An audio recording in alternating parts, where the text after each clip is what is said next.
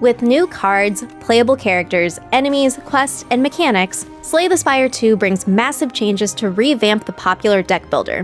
Whether you're braving the journey solo or adventuring with a party in the brand new co-op mode, Mega Crit's sequel has lots of complexity to explore and master. Let's take a look at the biggest differences between Slay the Spire 1 and 2.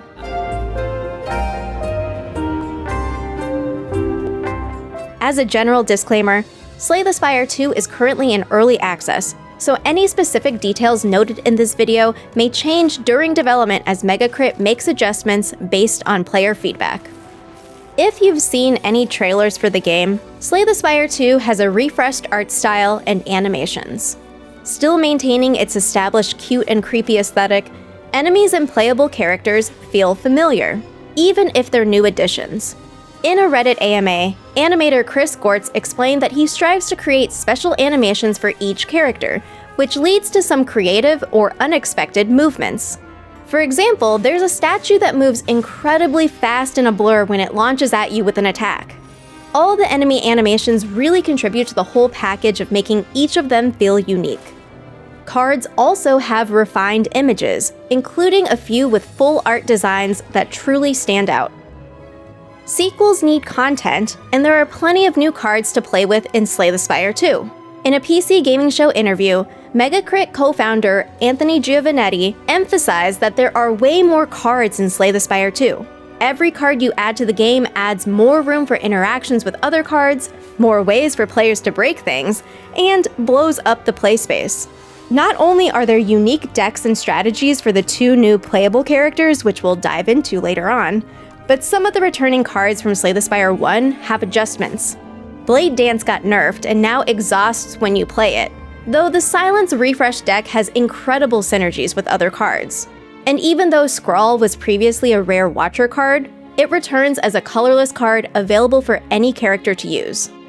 Anthony also shared that our three returning characters, Ironclad, Silent, and the fan favorite Defect, have totally different card pools with new cards as well.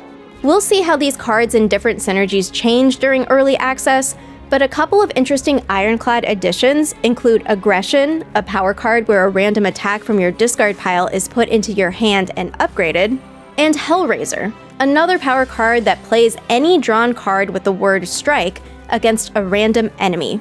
Though it is a high cost to play, pairing it with Perfected Strike in a deck full of strikes is just a recipe for a good and violent time.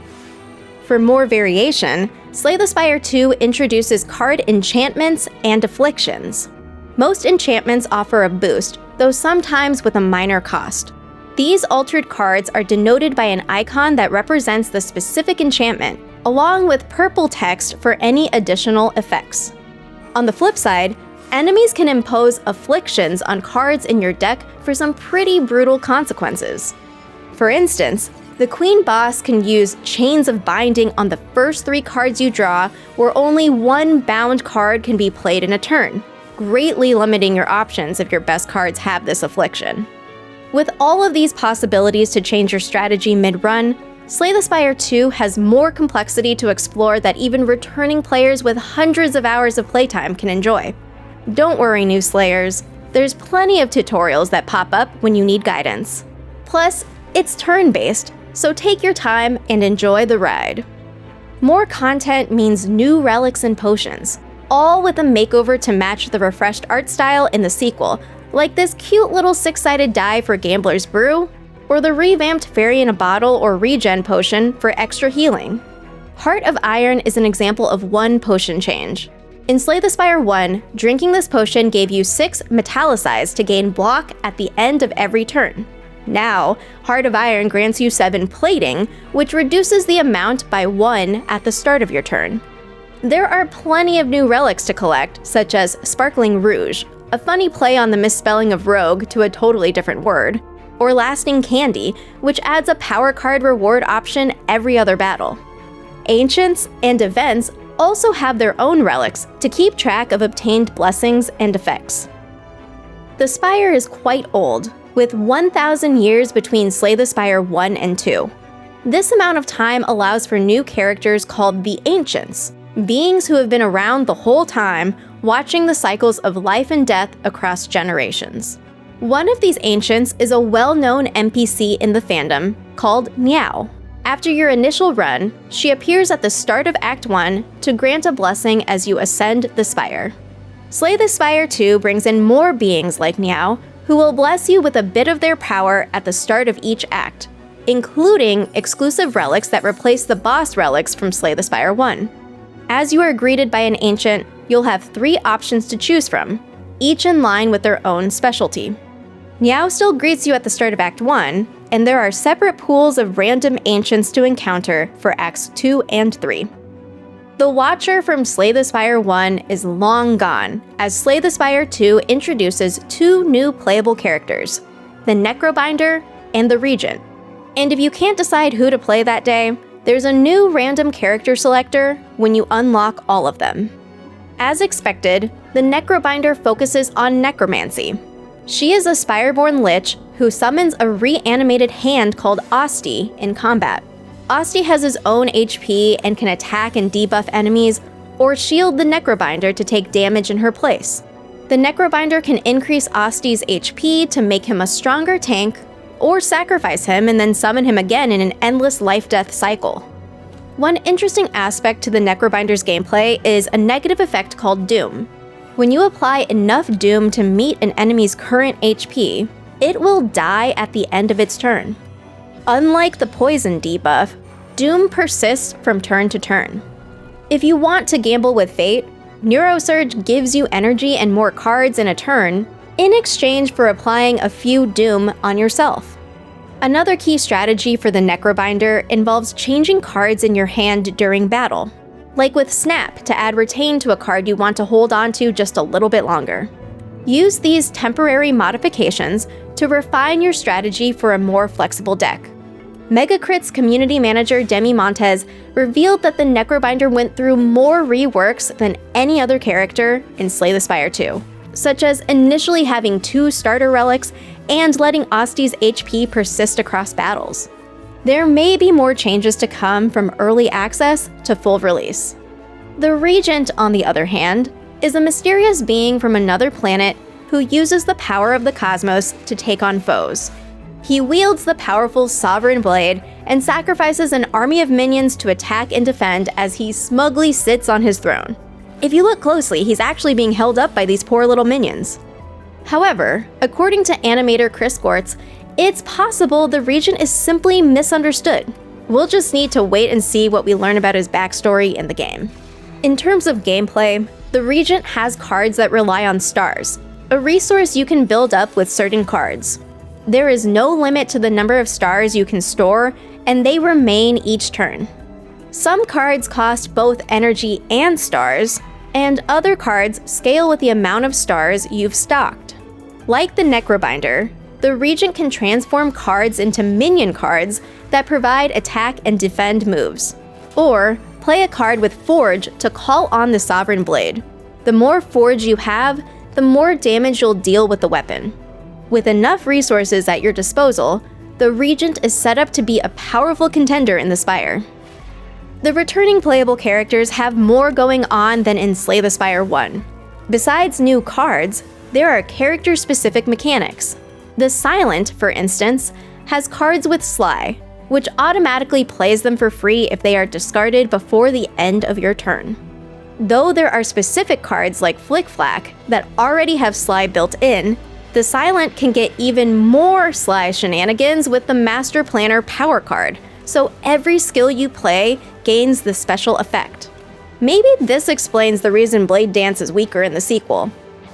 The Spire lay dormant for a long time, leading to evolutions of enemies to conquer in Slay the Spire 2. In fact, none of the enemies return exactly as they were in Slay the Spire 1, according to the community manager. Though the new designs align with that adorable horror we all love. Thieving Hopper is like the thieves from the first game, except worse. This sticky finger bug steals your card after 5 turns, but if you win the battle, you'll get to keep your card. You'll also encounter cultist evolutions who still live by the same catchphrases and moves. Some of these foes have new debuffs, like the Shrinker Beetle, who can reduce your size. The animation is cute, but the effects are not. All your attacks deal 30% less damage while this beetle is still breathing. Personally, I found Hunter Killer quite tough for a normal enemy encounter. It applies a tender debuff that reduces your damage and block stats each time you play a card. Not the best for a build that cycles through lots of shivs.